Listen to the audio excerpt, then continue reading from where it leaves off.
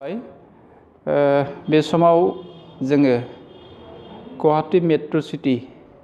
आहमगावनि बे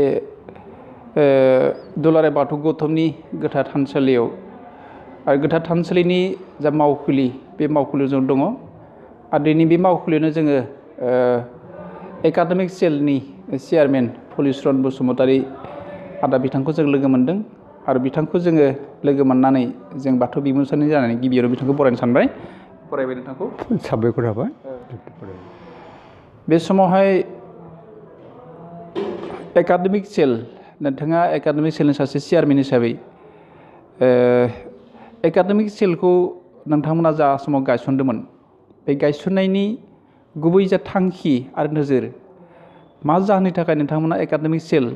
आरो थांखि लानानै गायसनदों बेखौ एसे नोंथाङा फोरमायगोन नामा? साबायखर थाबाय। एकाडेमिक सेल बेयो जि समाव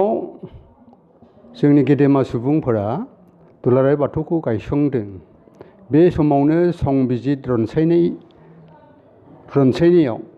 मोनसे क्ल'जआव दोनखादों जे जोङो धोरोमखौ फोसाबनाय लोगो लोगोनो धोरोमखौ गायसननाय लोगो लोगोनो सोलोंथाइ बिथिंजाहायबो जुदि जोङो जेबो नोजोर बोआबा जोङो मोजाङै जोङो उन जोलैफोरखौ मोजाङै गायसननो मोजाङै फोरोंनो मोजाङै फेहेरनो बाथौनि जि खान्थि दङ बेखौ फोसावनायाव एसे दावगानो हानाय नङा। बिदि हिसाबै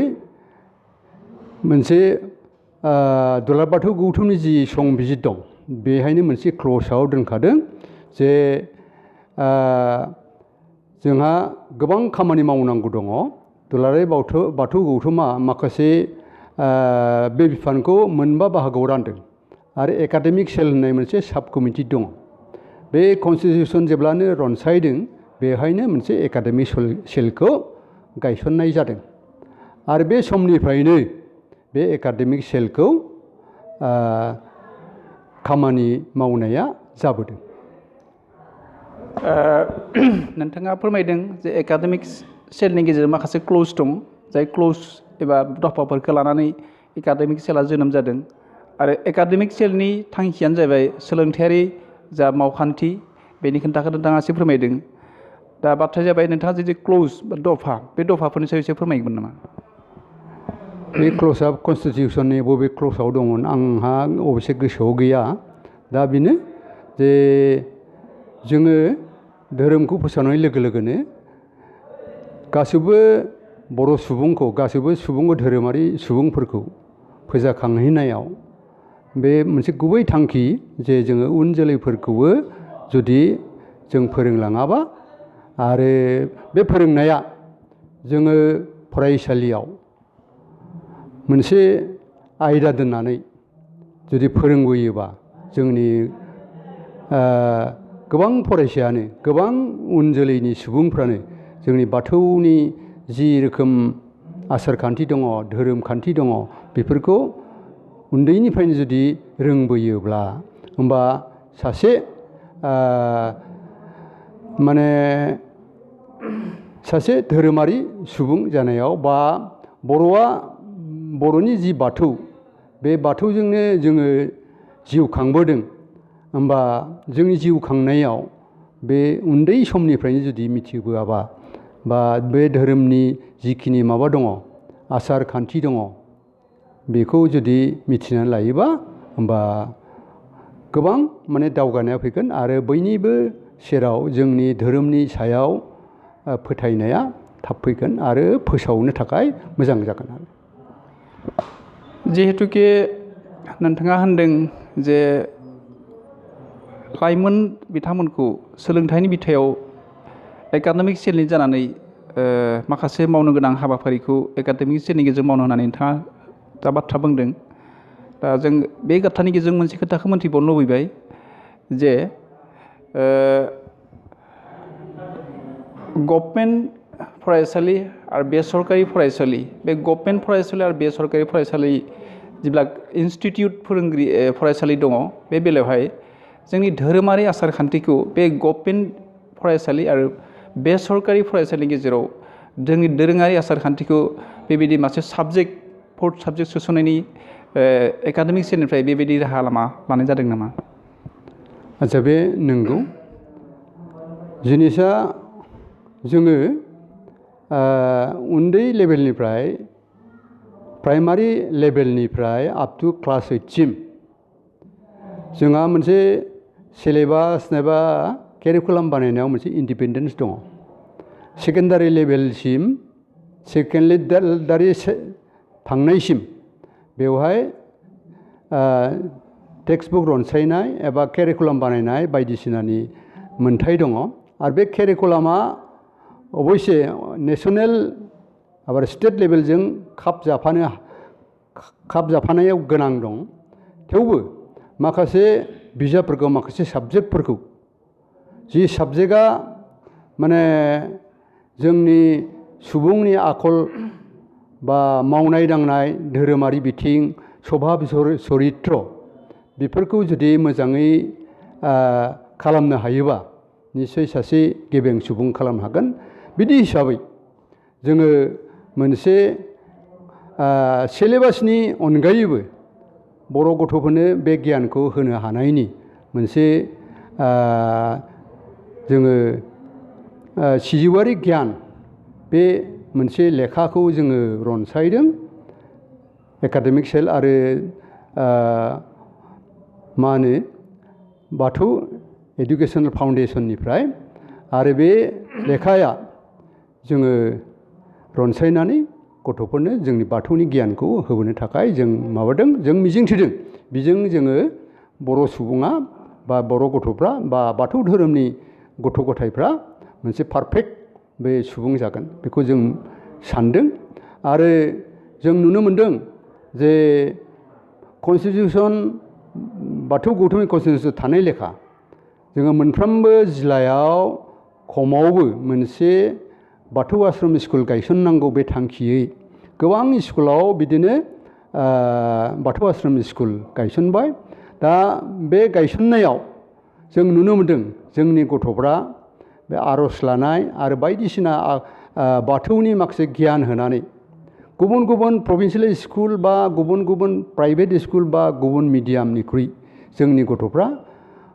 मोजाङै आब्रुथियै फरायनो हादों आरो गुबुन गुबुन स्कुलनि बा मिडियामनि एबा गुबुन धोरोम गुबुन स्कुलनि लेखा माने खुब कम्पिटिटिभ खालामनो हादों। आरो मेट्रिकसिम जोङो बे बाथौ आश्रम स्कुलफ्रा मेट्रिकसिम फरिखा होबाय आरो बेवहाय जों नुनो मोनदों जे बाथौ आश्रम स्कुलफोरनि माबाया बोसोरफ्रामबो मोजां फिथाइ नुदों आरो जों बेहाय मोजां माने जोंनिफ्राय एकाडेमिक सेल एबा गासिबो बे माबाखौ बाथौ आश्रम स्कुल फाथिनाय बे जायफोर मावथिफोर दङ बिसोर खुब गोजोननाय फैदों आरो जों मिजिंथिदों बेजों जोङो जाथिखौ एबा धोरोमखौ एबा रावखौ जोङो मोजाङैनो फेहेरलांनो हागोन होननानै जों फोथायदों। बे समाव नोंथाङा जिहेतु एकाडेमिक सेलनि माखासे जौगानाय आरो नोजोरनि सायाव बाथ्रा बुंबाय जों गोजोननाय मोनदों। जोबनायाव मोनसेल' सोंनो लुबैबाय दिनैसिम एकाडेमिक सेल जानानै नोंथांमोना मा खामानि मावनो हाखो एसे फोरमायगोन नामा? जोङो बे बाथौ आश्रम स्कुल गायसननाय लोगो लोगोनो माखासे प्रब्लेमफ्रा फैदों जे जोङो लेखाखौ रनसायनो नांगौ आरो रनसायनायाव जोङो बर्थमान जोंनि बर' मिडियामाव ओरैबायदि जादों जोंनि माखासे जि माबा दङ कन्टेन्ट सिलेबास कन्टेन्ट बायदिसिना दङ बेयो गासैबो ट्रेन्सलेट सिस्टेमै फैनाय बे ट्रेन्सलेट सिस्टेमाव फैनायाव जोङो जोंनि गथ'फ्रा मोजाङै बेखौ आयत्त खालामनो हाया आरो बिनिखायनो जोङो मोनसे पलिसि बानायदों जाहाथे जोंनि कालचार एबा जोंनि राव थुनलाइजों गोरोबलांनो हानाय मोनसे जों टेक्स्ट बुक रनसायनांगौ आरो बिनि थाखाय